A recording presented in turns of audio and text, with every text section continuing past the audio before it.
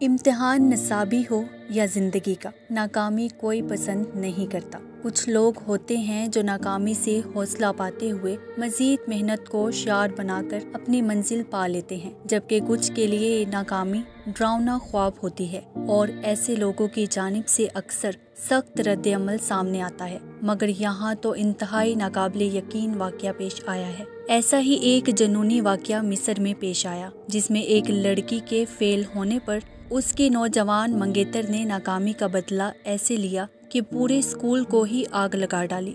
گزشتہ دنوں مصر کی المنوفیہ گورنری میں طلبہ کے فیل ہونے پر اس کے منگیتر نے انتہائی اقدام اٹھاتے ہوئے اسکول کو آگ لگا ڈالی۔